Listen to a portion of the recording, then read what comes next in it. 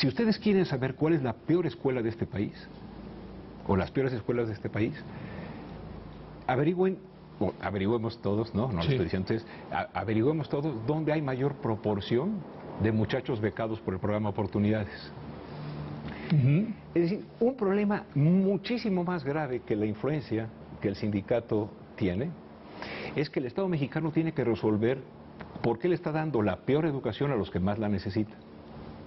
Segundo, el currículum, cuando los profesores tienen que enseñar 1 kilómetro de contenido y 1 centímetro de profundidad, es también un enorme obstáculo para generar las destrezas cognitivas que se necesitan. Y digamos, también el indicador, es decir, creemos que el sistema se corrige a termometrazos.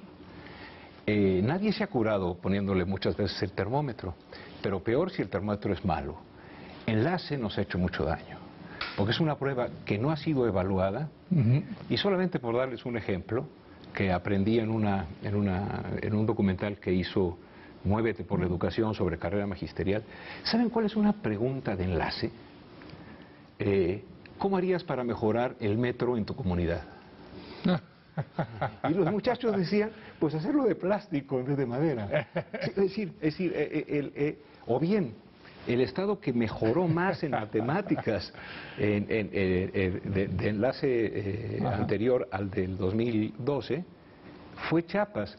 No hay en ninguna parte del mundo la posibilidad de un avance de esa cantidad y de esa magnitud sin haber manipulado la prueba. Pero yo no quiero tampoco menospreciar la influencia del sindicato justamente en esas condiciones de desigualdad.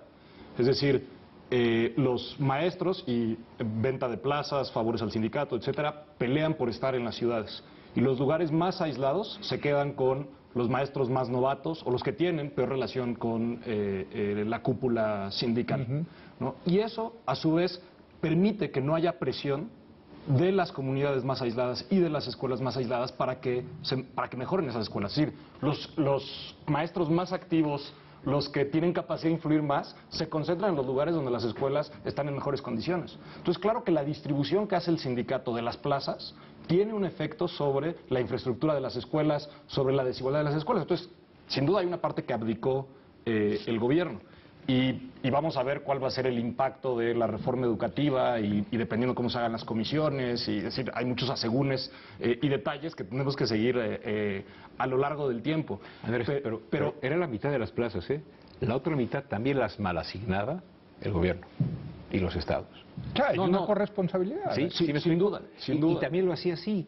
A ver, un caso, es que yo creo que nos hace falta platicar con los profesores. En un viaje que hice a Morelia me decía un profe, oiga, ayúdenos por favor. Cuando terminé la escuela me mandaron a una escuela a 6 horas de la capital y en esa escuela yo gano 6,000 pesos y tengo que entregar la mitad de mi sueldo al narco. Por dar un ejemplo. ¿No? Entonces, tienes mucha razón en que a mí me parece que el sindicato fue cómplice, pero fue cómplice junto con una autoridad educativa que siempre ha dado calidad y cantidad a un sector de la sociedad y le ha dado pura cantidad aparente a millones, que son los que más lo necesitan. A ver, déjenme poner sobre la mesa, porque estamos terminando ya el debate de esta semana y evidentemente tendremos, como siempre, que volver a retomar el tema de la educación, que es un tema muy complejo, pero me quedo con la sensación de que después de la euforia de la detención de la maestra Elbester Gordillo, que todos los que han venido aquí han dicho, bueno, sí es un paso importante, vamos a ponerlo así, pero al menos si cometió esos delitos, de todas maneras es importante detenerla por esos delitos, ¿no? Pero ha habido consenso en qué bueno que se quitó ese obstáculo, etcétera, pero ¿no? Lo que viene por delante es de un tamaño, de una magnitud, de una complejidad, que me quedo con una sensación de mucho pesimismo y no quisiera quizá terminar la semana con este debate con esa sensación de pesimismo. ¿Hay elementos para ser optimistas en esto? Por supuesto que sí. Bueno, pues entonces démosle un poquito a eso. A ver, Manuel. Sí, yo creo que soy optimista porque después de muchos años, ustedes a veces hacen el favor, o algunas, de decirme que soy un especialista. Yo soy un apasionado por el tema, porque sé que, aunque la educación no resuelve todo, sin educación no vamos para adelante, ¿no? Es decir, la escuela puede hacer que la gente aprenda mucho, pero si no hay empleo no hay dónde realizarlo, y esa no es chamba de la escuela. Pero ¿por qué soy optimista?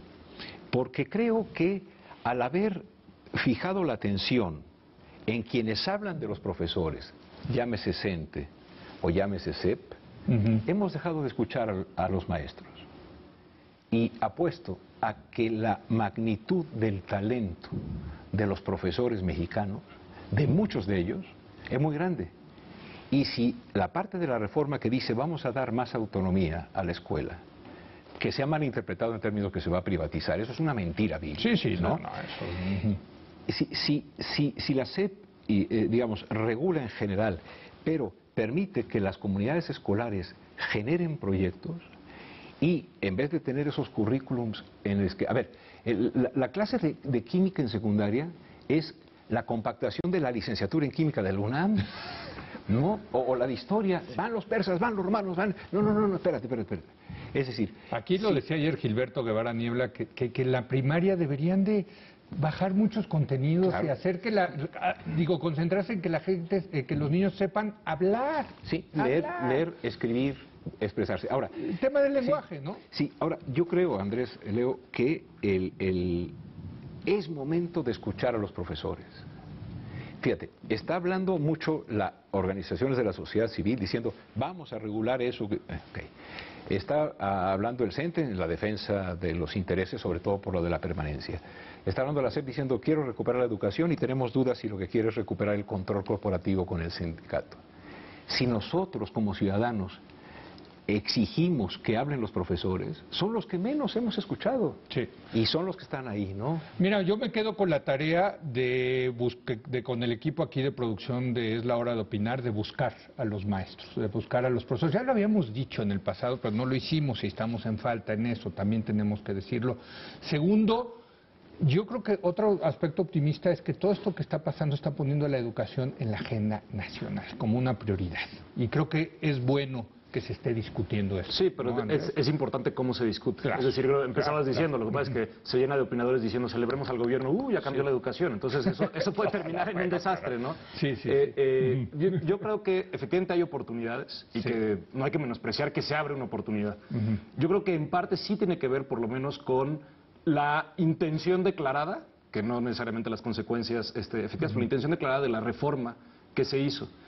Si fortalecemos la capacitación, el acceso y las condiciones en las que dan clases los profesores, entonces nos tenemos que preocupar mucho menos por ejemplo, las pruebas enlace. Sí, yo también desconfío un poco de esas pruebas, porque en vez de ponerte el énfasis en un buen profesor que crea las condiciones en un salón para que las personas se desarrollen, etcétera, crea las condiciones o los incentivos para que el profesor ayude a que el examen le vaya lo mejor posible al estudiante, y poco tiene que ver con las capacidades reales del desarrollo, ¿no? Entonces yo creo que si la intención declarada la tomamos en serio, que es mejorar el servicio profesional educativo, entonces hay que concentrarse en eso, y creo que ahí está la mejor oportunidad, y por eso tiene, digamos, simpatizo completamente con el argumento que es, escuchamos a los profesores. Efectivamente, ellos tienen probablemente la mejor información de cómo mejoras las condiciones del salón de clases, que no es lo mismo que cómo mejoras los resultados de la prueba enlace, necesariamente. Bueno, pues ya nos tenemos que ir. Un último comentario rapidísimo, Manuel. Yo quiero ser optimista. Sí. Yo no quiero vivir más en un país en el que valga más tener conocidos que conocimientos. Ahí está. Me encanta como... Yo ya estoy harto de eso, y tenemos futuro si logramos cambiar eso. Me encanta como epígrafe para terminar esta discusión. Muchas gracias, Manuel. Muchas gracias a ustedes. Gracias, Andrés. Gracias a usted por habernos acompañado. Yo lo espero mañana en punto a las 10 de la noche, cuando otra vez sea la hora de opinar. Mañana es viernes, edición de fin de semana. Vamos a platicar con el reconocido y talentoso cantante, con Manuel Mijares, sobre sus 3 películas favoritas. Es la segunda vez que viene. La primera estuvo divertidísima. No tengo duda que esta segunda también lo va a estar. No se lo pierda. Aquí nos vemos.